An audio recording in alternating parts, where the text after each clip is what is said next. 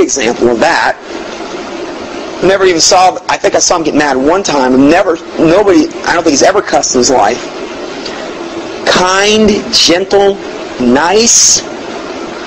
I don't know anybody that could say a bad word about the man.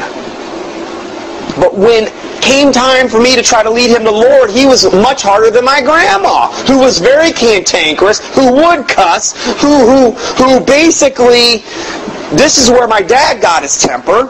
This is where his brother got his temper from my grandma. She could be considered a brawling woman. You should see this one picture of my grandma and my grandpa. I saw it for the first time like a year ago. It is so hilarious. My grandpa is standing there. He's looking kind of real timid. He's like, and his brother's there, and my grandma's like there. It was the most hilarious thing. I wish I could bring it. Oh, it's so funny. My grandma, I guarantee, was a handful. Oh yeah, she was a handful. Oh, well, yeah. But my grandma, I never really saw that side of her that much. She loved me and Taylor, and the grandkids were a different deal. You know, it's a different deal. But when it came down to lead my grandma to the Lord, she could understand this whole thing of unregenerate sinner on their way to hell better than my grandpa. I didn't find out until a week before he died that he was actually saved. Finally pinned him down again, and I do believe he was saved. But he was harder because he was a very morally upright person. This wasn't a guy that walked around in abject sin. I told him, I said, if there was anybody that I've ever known personally, that if anybody had any merit to get into heaven on their own good works, Grandpa, you are it. But the Bible says that all of our righteousness are as filthy rags. Isaiah 64:6. No, it says, for we are altogether as an unclean thing, and all our righteousness are as filthy rags. For we altogether do fade as doth of a leaf, like a leaf fades. So, our best day in God's eyes, apart from Jesus Christ, is as a filthy rag. Bottom line. So, but glory, honor, and peace to every man, this is verse 10, to every man that worketh good, to the Jew first, and also the Gentile, for there is no respect of persons with God. That's why all this stuff about elevating the Jew up, oh, they're God's chosen people. Well, you know, the Bible says there's no respect of persons with God. Period. And the Bible says when you're saved, there's neither Jew nor Greek, bond nor free. It says it right here in Revelation. We'll get to that. For as many as have sinned without the law shall also perish without the law, and as many have sinned in the law shall be judged by the law. This is referring to Jew and heathen nations. They're all going to go to the same place.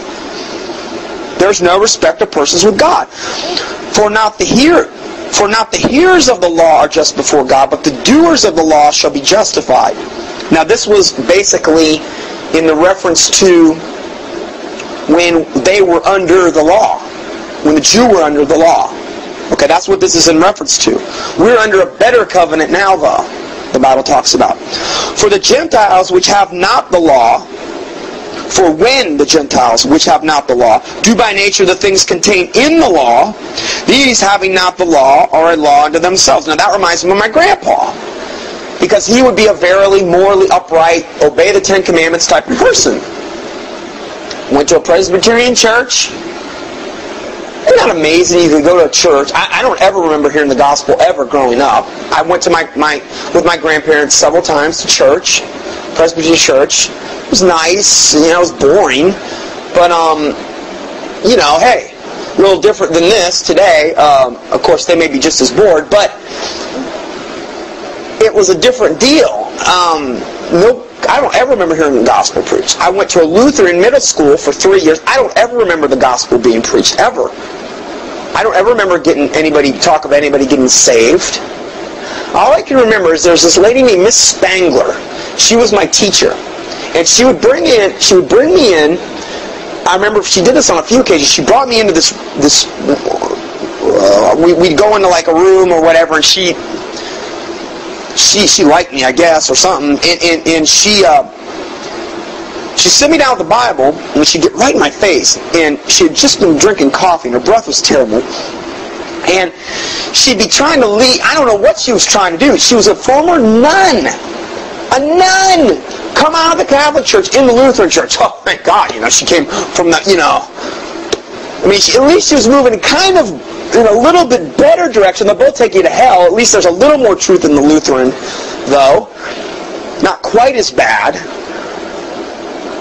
I hope she made the leap, I don't know, but into true salvation. But she would sit me down, and all I can remember her telling me, she was sitting there pleading with me about, I don't know if it was about sin, but I remember she kept saying, you don't want to be a whitened sepulcher full of dead man's bones. Like Jesus talked about the Pharisees and the Sadducees. He said, you're whitened sepulchers full of dead man's bones. What is a whitened sepulcher? A tomb, a sepulcher, which is whitened. It's nice on the outside, but inwardly it's full of dead man's bones. She was right about that. But see, she herself was that very thing. Unfortunately. Was she really wanting to be morally upright? Well, I think in her own twisted views, she was trying. I don't think her heart was typically... Obviously, she wasn't there because she wanted me to go to hell. Was she very sincere? Yes. Very, very sincere, Miss Spangler was. I pray to God she gets saved. I really do. But she was very deceived. She was sincere, but very sincerely deceived. She was. I remember her. I don't know what the purpose of that was. For me to be morally upright? It wasn't to lead me to salvation. Sure not that I can remember. So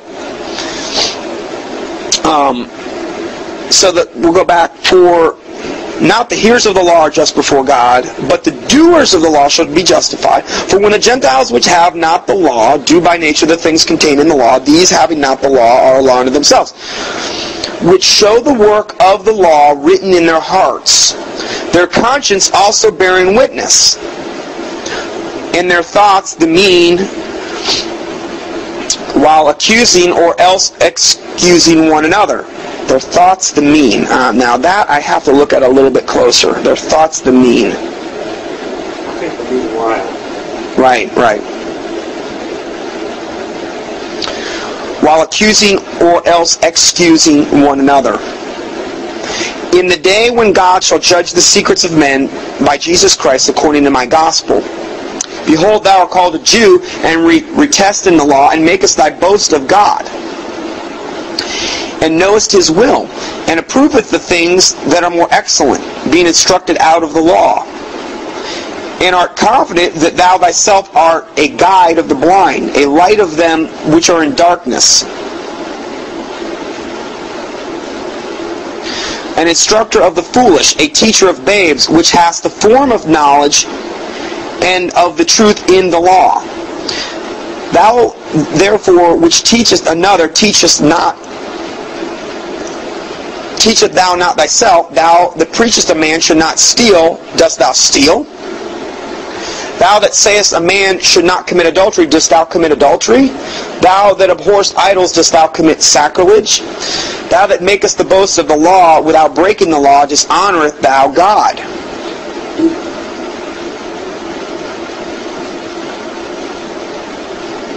Thou that makest thy boast of the law through breaking the law, dishonorest thou God. See, if you're going to live by the sword, you're going to have to die by the sword. So if you're boasting in the law, then you're dishonoring God, because we're not under that covenant anymore. Now, why is so much of this directed at the law? Because see, the Jews, the apostles were all Jews. This was emphasized toward the Jews. This book, it had to be. That's all they'd ever known. So if some of this doesn't seem appropriate, maybe to maybe our given situation, you have to understand the context of when this was written.